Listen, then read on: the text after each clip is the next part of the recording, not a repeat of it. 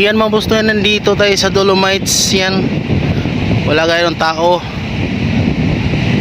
hindi naman mainit pero wala gaano kasi Lunes Lunes ngayon. Yan, mayroon nagbabadya na ulan mga busnoy.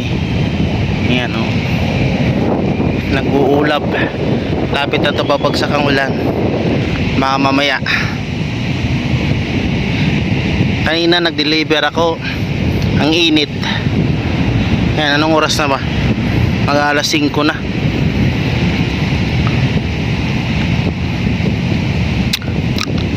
Kunti lang na masyal.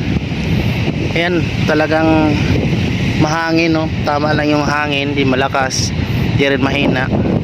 Napaka na, napaganda na ng simoy ng hangin dito, hindi katulad dati. Nako, hangin doon ka lang, maamoy mo na yung mga, siyempre may mga naaanod na dito mga basura galing sa mga ibang lugar, at saka mga water lily na nabubulok, kaya ang baho, tapos haluan pa ng basa, kaya ang baho pag dumaan ka. Ngayon may basura man, may mamaiwasan talaga, pero napaka